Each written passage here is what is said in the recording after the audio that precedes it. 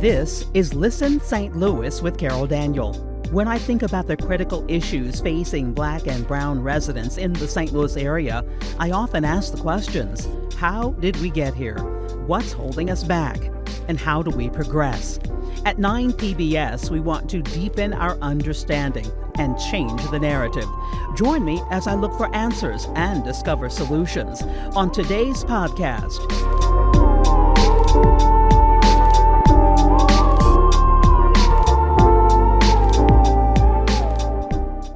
Today, we focus on alarming statistics in Missouri and in St. Louis. Only about 25% of Black third graders are proficient in reading at grade level. That compares to 64% of white third graders. One of the key values here at 9 PBS is learning. And to that end, we will continue to focus on literacy on Listen St. Louis with Carol Daniel.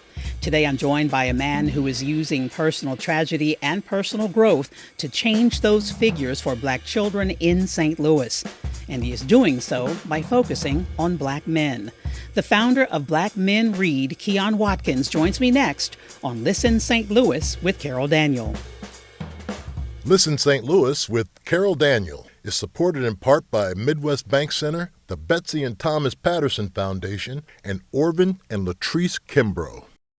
Welcome to another episode of Listen St. Louis with Carol Daniel, and I have not one, not two, but 5 things I am going to encourage you to do, and that is to subscribe, to like, to download, to share, and to comment. First of all, become a subscriber. Then you get alerts when new podcasts drop and you don't forget, oh, wait, there's a podcast today. You already got an alert for that. And then we want you to like the podcast. I think the reason to like it is because it shows my bosses here that they made the right decision by not only hiring me, but creating this podcast. So like Listen St. Louis with Carol Daniel, and then to download the podcast. And this is such a great way for you to listen to it later, because I know your life is busy and you have things going on. So download it right away and then watch it later on, and then share, because you're watching this episode, but you're going to be thinking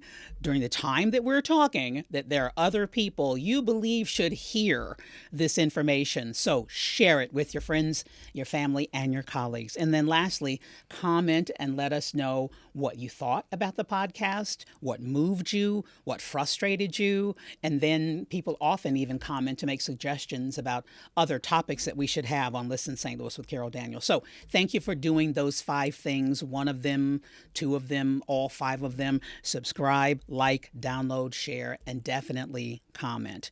So Black Men Read, what an organization. And I said to my guest, Mr. Watkins, thank you for joining us first of all. Thank you for having me. I said to you that I hadn't really talked to a lot of nonprofits unless they had a compelling story and really, even new and definitely unique. And when I heard Black Men Read, I saw it on Facebook. I immediately started going down the information superhighway trying to find out, who are you? Where are you? How did you do this? And can you come on my podcast? And you immediately said yes. Yes, it's an honor. Thank you so much for coming. So can we start with, what is Black Men Read? Self-explanatory maybe. What is it, and what are your goals? Okay, so Black Men Read is a nonprofit organization, 501(c). What we want to do is spread awareness on literacy and also, boost the literacy rate and just having Black men interact with this community. Because when I hear the title, Black Men Read, one would think that it is encouraging Black men to read, which is probably also a part of your goals. So Black men or boys tend to have the lowest reading scores than any other group in the country. And so that's where it stems from, but also just overall, low income and marginalized communities. That's our focus. And just having that image of Black men engaging and showing them that we care and we want to promote literacy is impactful. And you could have just said Black people read. Yeah. Now, you happen to be a Black man, but why did you decide to focus on Black men? So it started off as a book club, and it was just black men read. But from there, the loss of my brother led to me realizing something more profound, and that statement, "Black men read," in itself, it's inspiring. Inspiring, and so that's why we came up with the name, just Black Men Read. Was this your older brother? Yes, ma'am. And you told me that the victim of violent crime. Yes, ma'am. And so tell me about him. So my brother Damon, he was very intelligent. He loved music. I wanted to lie from him, but he didn't know how to read. He was illiterate, and so his death, it really sparked it awoke in me, just knowing that he was illiterate and the opportunities that he could have had and he missed out on that weren't presented because of him being illiterate. And so would he have died in St. Louis? Would he have even been here? Just right. And that thought really led to the form of this nonprofit. And did you always know that he could not read? Yeah. So we always knew it. And I mean, me being young kind of made fun of him for that sometimes and cracked jokes, just being ignorant, but really not knowing how that affected his life. Mm-hmm. And everybody and people do that, whether it's vision loss, hearing loss, people in a wheelchair, we can make fun of one another. Did you ever learn how that happened in his life? So for him, he, slipped through the cracks. He was a part of the DSEG program as well as me. He went to Eureka, I think, out there. And so he just, they just pushed him through the cracks and pushed him through, and he never learned how to read. He eventually dropped out in, I think, his junior year. Dropped out of high school? Yeah, he dropped out of high school. What was your family's... Was it ever alarming that he could not read, or between making fun of him, was there ever a concern that he's not able to do all that he can do because because he's illiterate? I mean, this never really was a big thing because even both of my parents, they didn't graduate high school. Oh. So, it was just education really wasn't a thing. It was just about working and making money. Right. And what about you? Because clearly, with you got Black Men Read on your shirt, I take it that you can read. Yes, ma'am. So I have to ask that question, right? The journalist in me wants to know. Now, can you read, sir? Yes, ma'am. Okay. So for me, my mom, she really instilled in me as far as like being able to read. Because I remember at one point I was in preschool, I was crying. I was like, Mom, I'm never going to learn how to read. Oh. And so she purchased Hooked on Phonics for me. So that, and then, just going over spelling words and everything. And I was fortunate enough to be in the DSEG program and go to Ladue. So it was pretty, cool where, I was actually in that environment where education was encouraged. And for me, I gravitated towards like magazines because for me, representation in literature is important. And so just seeing like the magazines like Double XL and the Source magazine, they really led me to read it. Like I'll read those magazines from front to back. Right. Black focused culture. Yeah. Black culture focused magazines. And it's so, because I can hear people thinking this, going back to your mother encouraging you, even though she did not graduate from high school. Yes. And so she realized, especially after because me and my brother were like 14 years apart, and she realized the importance of education by then and knowing that it'll, open opportunities for me as well. And that's why she sent me to, the school out in the county, a better education, because I would have went to like Beaumont or something. I was in the north side. So, and I was able to graduate from Harris-Stowe State University. All right. Yeah. And I love Harris-Stowe. Yes. The president of Harris-Stowe has been here in this studio and on the podcast, and Dr. LaTanya Collins-Smith trying to do big things in this community and encourage a love of, not just a love, it starts with a love of learning and love of reading. Yeah. Do you love to read now? Yes. So yeah, I love to read. For me, it's about the personal growth. So I like a lot of self-help books and like having like that insight and getting different perspectives on life and just knowing that it's people that had these experiences that I had. So now it gives me the tools to navigate without having to make, some of the mistakes that they made and just learn from these books. Did the birth of your son, I should ask it in this way, what impact did the birth of your son have on you? Oh, that just lit even more of a fire in me to really be the best version of myself that I can, so I can equip him with all the tools he can to have to, to excel in life. And you're reading to him? Yes, I read to him on a daily basis, and Yeah, so he picks up books on his own, and he even tries to read to me. Oh, I love that. I love that so much. I remember, and my husband and I, our sons are in their 20s now, but my sister-in-law, who is a retired educator, said, have books in every room. Yeah. So that wherever they go, not toys in every room, and you can have that, but have books in every room. So my husband at one point is like, why are there books everywhere? I'm like, well, because we want him to love books and to open them up and to engage. And so I'm to this day, I have books in every room, and they don't live with me anymore, thank God, out on their own. What challenges have you found? Because the organization is almost 3 years old. What challenges have you found already? So honestly, getting the finances, Fundraising is hard yeah. for every nonprofit, right? Yep. Because we started in 2020 as just a regular, book club. So we became an actual nonprofit in 2022. So we'll be at the 2-year mark in September. And so just really navigating the nonprofit space, because I honestly, with our organization, none of us have an education background as far as like being in schools and institutions.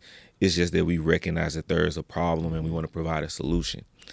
And so it's really just finding a way to find a way, honestly. Right. And you still have the book club part of it, don't you? Yes. So we still do the book club. We actually partnered up with Black Men Build. So we do the book club portion every first and third Monday of the month. So we'll pick out a book, and we tend to work with that book for like the whole quarter. So we'll take the book and divide it into 6 parts, because a lot of times people don't read the book within that month. So we just kind of wanted to cater to that audience to make it easy, accessible. But we're looking to kind of change some things, because honestly, I want to read 12 books a year. So I'm thinking about doing just maybe, going back to a book a month, having that one initial meeting to be an introduction. And then at the end of the month, have like a 2-hour meeting to really do a deep dive in that book. I love it. And so, because we have talked prior to you coming on the podcast, we had a long conversation and trying to find other spaces for the book club, other groups, and I have found some for you, as you know. And so there are other men who are stepping up. Are you surprised by Black, or do you not have as many as you'd like to have? You have more than you thought, or? No, we definitely need more. We need more men participating and getting involved. So yeah, I'm a little. It's been a lot of like the response we've been getting has been really good, and it's just about having the venue and having everything secure so we can bring in more people. I understand just people in general. Number one, are afraid to read out loud. Yeah. So there are a lot of parents, I understand in research, who don't read to their kids because they think they aren't good readers. So that stops them. And I would imagine that's true for Black men as well. Yeah. So we just, by having a safe space, I like keeping the family vibes. And it's just encouraging each other and pointing to each other. So no one's perfect, but we're here to learn and grow together. And what kind of books do you choose? So I like me personally, I like a lot of self-help books, a lot of Black power books. So we do Black history. So we do, right now we're doing The Miseducation of the Negro. Oh, that's a good one. We did Way of the Superior Man, Rich Dad, Poor Dad. And so what we do with our board, we kind of sell the book to each other. So we want to know about the author, why this book aligns, what values are in this book. And then we vote on it from there. What difference has this made in your life and then in the lives of those who are participating? Well, when we first started reading to like preschoolers, for them to see Black men in the preschool reading to them, they looked at us as like rock stars. And just seeing the kids eyes light up was very inspirational, and just realizing that this is something big that we have, and just the brothers that I have involved with it, developing, having this brotherhood, and doing something that feeds my spirit. Because once my brother passed, the day of his funeral, my co-founder, his brother passed, and he had like heart problems. And so Black Men Read became our way of grieving as well, because when we, whether I'm tired, I don't feel like doing anything, but once I go to these schools or do the book club and have these interactions with people, it feeds my spirit, and it makes me know that this is for me. And do you have a sense that, and I'm sure you do, that As black men, y'all are the last one and anybody would expect to show up and do something positive, even though I know these stories exist, but so does the negative perception. And that's what it's all about. It's really changing the perception and making, perception is reality. And so them seeing black men and doing the posters, having the black men with their children reading books. And we just want the culture to shift towards education and positivity. And for me, the same way that how they say art imitates life, we want life to imitate art. Mm-hmm. So seeing these pictures and seeing these images of positive black men, we think that could be impactful as well. So. And you mentioned the posters and Black Men Build. We just had them on the podcast, and you can go to 9pbs.org or go to YouTube, the 9PBS YouTube channel, to see that interview. They were just with us last week. And Julius B. Anthony and his Believe Project. I love him. This is how I found out about you. Julius B. Anthony was on the show, was on the podcast, and we were talking. That was I'd seen him all over social media for many, many years and wanted him to come in and talk about literacy. And he's pounding the table, and we've never been 100% literate in this country. No. And it was just so moving. So please go back and watch that podcast as well with Julius B. Anthony. And so, again, that's how I found out about you and the Embrace the Power of Reading program is what you are now a part of. Yes. And there are many organizations. Ready Readers is another one of them. Black Men Build is another one of them. Tell me about this project. So it's a partnership between Ready Readers, the Believe Projects, and Black Men Read. And like I say, it's just about having that imagery of positive black men role models. And like you spoke on earlier, 25% of African American children are proficient in third grade reading. Yeah, only 25%. And so if you look at the statistics for prison, 70% of inmates can only read best at a third grade level. So that's 75% of our babies that are at risk. Mm-hmm. And so that, we just want to change that and really empower the youth with literacy. Because, honestly, your life depends on it. Absolutely. Your future. All of us. Yeah, all of us. It's... One thing that Julia said to me, and I would imagine you agree with this, is it's not alarming. No. We aren't at alarm. It's not a crisis in our minds. We look at violence, carjackings, that's a crisis in our mind. Yeah. But illiteracy is not a crisis. Yeah, and it should be, because that's actually the foundation. Because think about the people committing those crimes. By them, a lot of times they're not educated. And so from there, they don't have the job opportunities. So they resort to a life of crime. And so we can start at the foundation and really empower the youth and show them that, teach them to learn to read so then they can read to learn.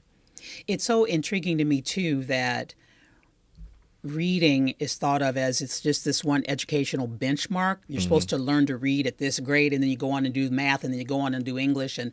But it is about self. Yes. And you talked about feeding your spirit. It is about the real you and becoming the person that you are meant to be by becoming a curious person, by becoming a learned person. Yes. Having a love, embrace the power. That the word in this, embrace the power of reading. Yes. What's the power to you in it? I love it. I'm asked every time I ask him a question and he smiles like that. I love that.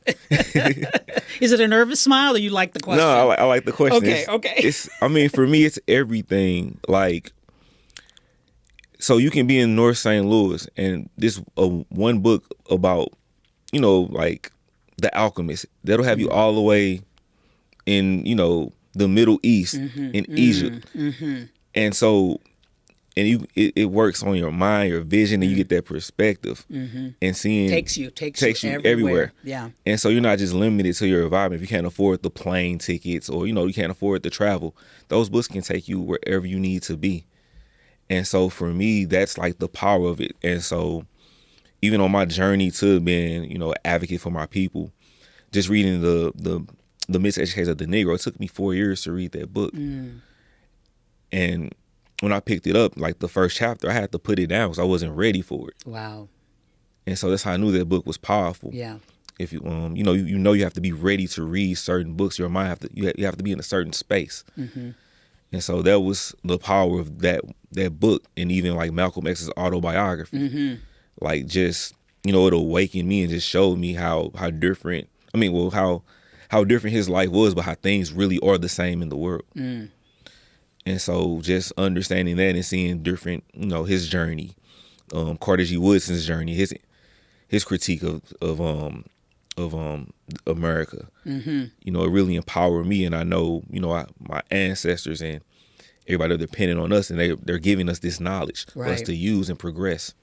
And just the fact, and this is a fact, that we were not allowed. That right there, we were not allowed to learn to read, period. That fact right there. That shows you the power. That's the power. That is the power of reading. And that's the true, for me, there are many inspirational points, but that's one of them. That there's no way that I am going to dismiss this. And my ancestors were beaten, killed, lynched for doing the simple act of reading. That's enough right there for me to go and get a library card. Honestly, honestly. And one of the inspiration points for this podcast is what we have seen happening in the last several years in this country.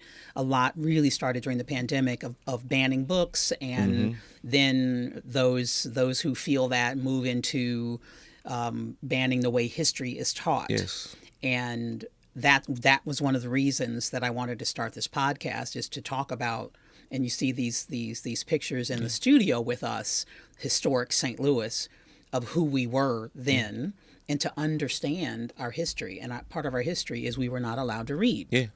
And the biggest take is, with reading and literacy period, you become a critical thinker. And in this day and age, like, I kind of describe it as being like a zombie apocalypse right now. Because if you're not a critical thinker, you're having information being force fed to you through the internet, social media, right? And you're really your not, neighbor, and you're not questioning this information. You're taking it for face value. So now we have a zombified people, a population that don't think for themselves. So they'll go off of media, MSNBC, Fox News, and they'll take all that information and just accept it for what it is. And that's very scary, because now you can have you have control.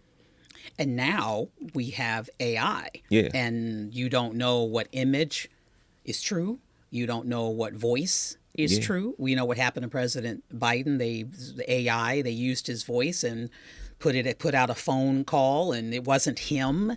And so we have to be critical thinkers. And we've talked on this podcast about critical race theory and what it really is, and this college level course, and how it's being misused and mischaracterized. So I so love it that you brought up that the power of reading includes creating in all of us critical thinkers, and we've always needed to be critical thinkers.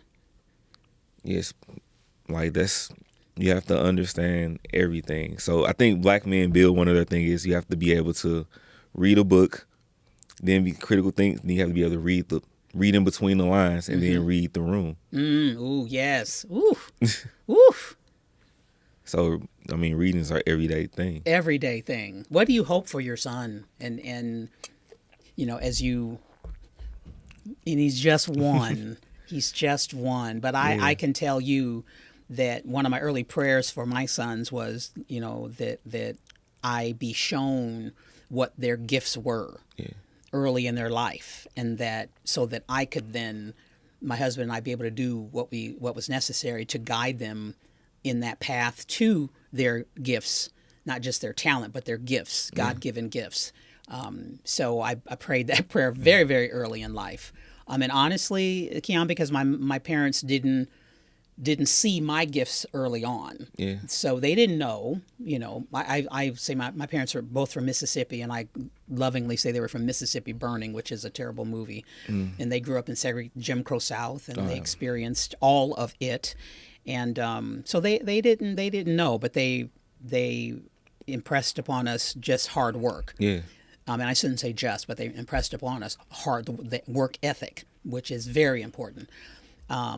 And so knowing, growing up like that, I knew when I would have children that I would want to know what their gifts are. Yeah. So even at one, you start to see things. You Oh, will yeah. start to see things. I'm definitely seeing like he's very courageous. He's talking. At one point, I thought he was going to talk before he walked. He just started walking the other day. But for me, so I named him Keyon the second. I was a little hesitant on naming him after me, but that meant a lot for me to be the best man I could be since he shares my name. So I have to make it mean something. And for my son, I just want him to see, his dad, he walked it like he talked it. Be proud of you. And be proud of me and see that he can do anything he wants to do. And in honor of my brother, like, honestly, I just want to raise him out of love.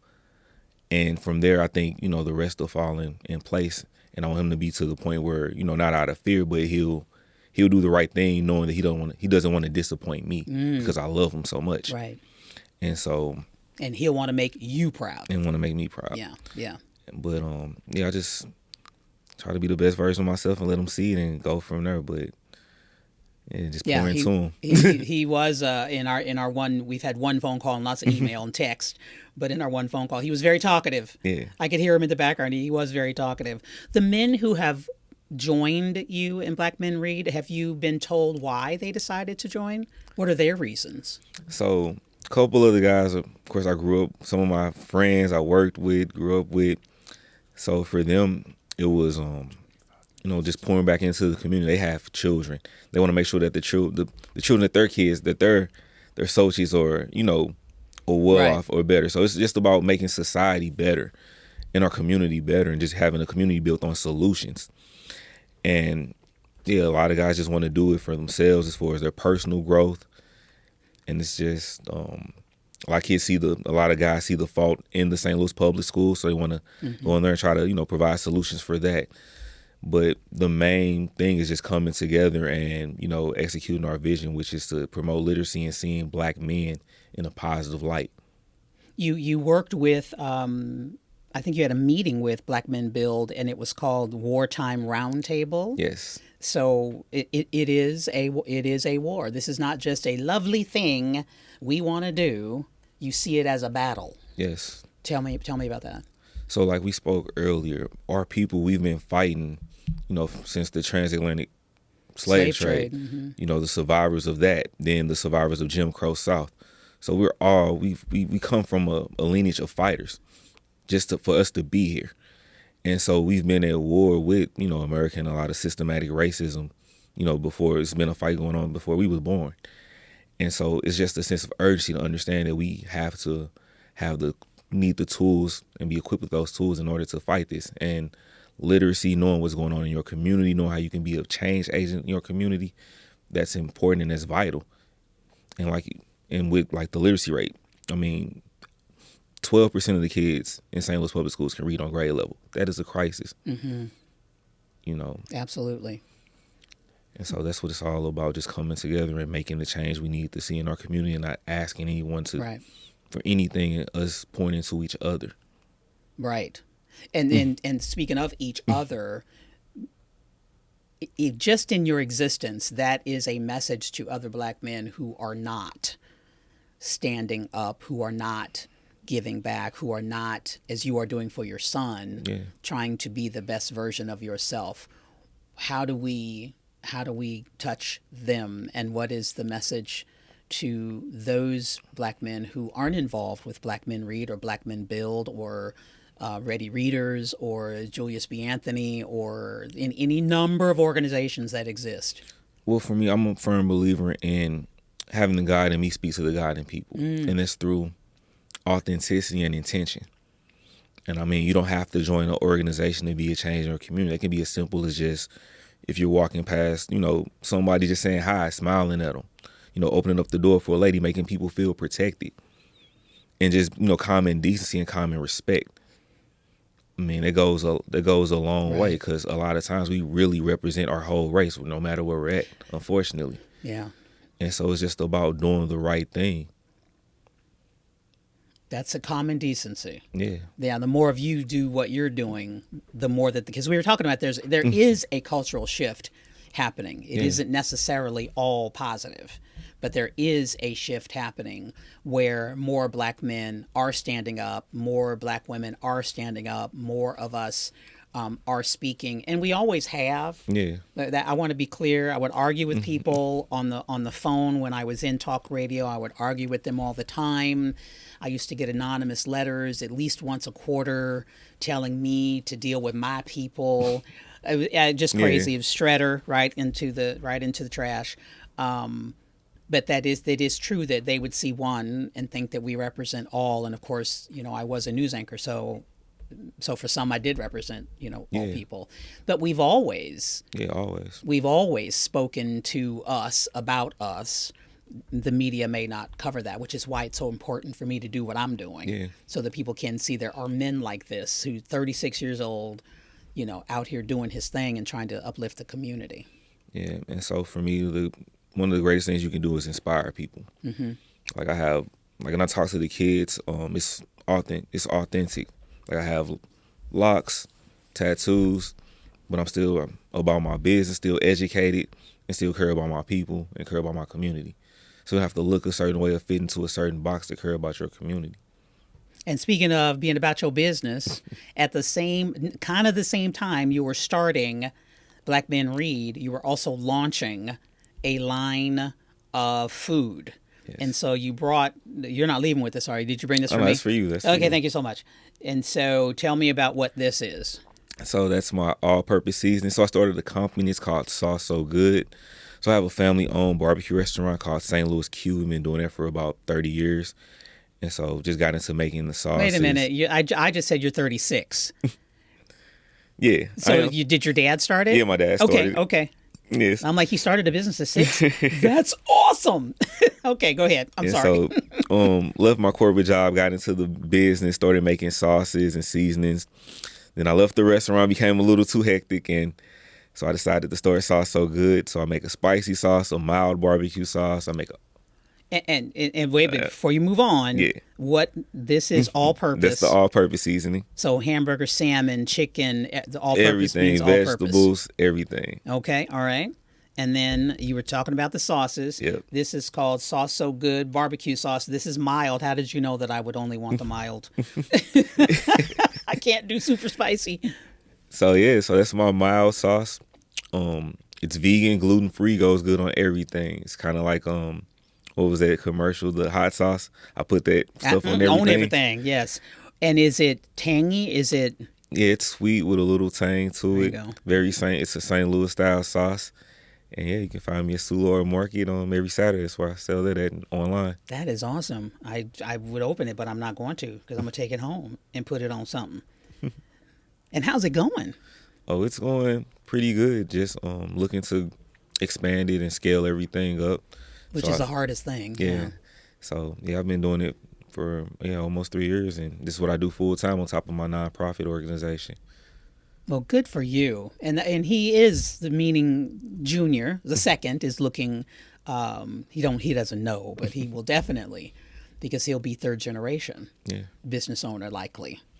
And why did you decide to do this? You could have, first of all, stayed in corporate America, but why did you decide to do a sauce? So, I always loved the barbecue sauce. Like, it was a family recipe that got lost. And so growing up on it, I remember the taste. And so I started experimenting, trying to replicate that same taste. And that's how I brought the sauce to my job, my corporate job, and the guys liked it. And one of the guys in the office was like, hey, you should do like a pig in a tub. And so I just took that idea and just ran with it. And that's the logo. Yeah. And so, I just believe in the product. Like, I can only sell something I believe in. And I know it's delicious. And so I'm willing to bet everything on it. So that's what I did. And are your parents still alive? Yeah, my mom and my dad, they're still alive. Yes. And what have they said to you about Black Men Read? My mom, she's so proud of me. Just knowing that I took that loss of my brother and turned it into something positive. And that's what it's always been for me, because my brother was the type of person that really exuded love. And so, of course, when you lose someone to gun violence, have the hate, the rage. So there's actually a face, there's a person responsible for their loss. And so in order to feel, that depth of hate, I had to, fill it up with love. And so that's what Black Men Read is a result of, that love that I have for my brother and the love that I want to exude and become a vessel for that. And so my mom recognized that, and I just want to make her proud, along this journey. And how can people get involved with Black Men Read? So you can definitely go to our website. It's blkmenread.org. Sign up. You can go on Instagram. It's Black Men Read STL. You can DM us. So we're just looking for people to tutor, read to the preschoolers, and, just want to volunteer for any events, just contact us. And this is a training session just for 5 seconds, and you can give. Yeah, and you can give. You can donate. And donate to Black on blkmenread.org. You can press that donate button. It'd be much appreciated. Because before we started recording, you are in at least one school that I'm aware of, and budgets happen, budgets rise and budgets fall. And so much of your work is out of pocket, I understand? Yes. So we're looking to get funded by the districts, but haven't had any luck with that. So we're just really volunteering and doing this for the love of the children. And so right now, for the past 2 years, everything's been out of pocket from us. So we've been willing to sacrifice. So we're putting our money where our mouth is. Mm-hmm. And so that's how you know it's genuine. Right. And so for every individual and or organization and or company who's ever felt what is wrong with Black men today, here's an organization who is trying to right some wrongs and who is trying to clear a path and set intention and improve the lives of Black children. Yes. And so for everybody who's ever felt, well, where are the Black men? Here he is right here. Here he is right here. And you can help. Yeah. You can step in and help. What's next? So what's next? We're doing an event. The tentative date is September 22nd. So it's called Black Men Read Presents Voices in Tandem. And what we're doing, we have 4 published authors from St. Louis. We're going to have a panel discussion, a Q&A, and a book signing. And so it's a free event. It's just a platform. We want to give these authors just to show them our appreciation for them, telling their stories. And where is that going to be? It's going to be at Hot Java. Okay. September 22nd. All right, I will be there. From 1 to 4. So okay. That's the tentative date. If anything changes, we'll let you know. All right, wonderful. And keep on reading. Right. Keep on reading. Thank you so much for what you're doing. Thank you so much for sticking with it, not giving up, because heaven knows how difficult it can be to not only start something but to sustain something in this market. Do you feel like people are, whenever you even rise up and present yourself, that they are immediately supportive, or do you have to convince them that you're worthy of their time and talent and money? It's getting. I feel like people gravitate towards it because the name alone, Black Men Read, and seeing Black men doing positive. It definitely works out as far as people trying to join and help the cause. But as far as getting the donations, it's kind of hard. But we're working on that. So, I'm a firm believer that that God is going to make a way for us. Mm-hmm. As long as we keep moving forward and doing the work, keep our head down, we're going to get the recognition and everything that we deserve. So and continue helping children love reading, learning to read in the first place. Yeah. Congratulations, and thank you so much for what you're doing in St. Louis. And the website one more time is? blkmenread.org. All right, we'll have those links on our YouTube page and on our 9 PBS website. So, because, again, it's one of our central values in 9 PBS is learning. And we are nothing if not for the community. So we definitely are cheering you on. Thank you. Thanks for coming in. Thanks for the invite. All right. And listen, this is the kind of conversation that you share for sure, because it is happening in the St. Louis region. Good change is happening. A shift is happening. And he's an example of that. I mean, right here, it's real, people. It's not a figment of your imagination. So do not forget to subscribe, to like, to share, and to comment, and to download this podcast. We thank you so much for joining us on another episode of Listen St. Louis with Carol Daniel. We'll be back next week with more right here on 9 PBS.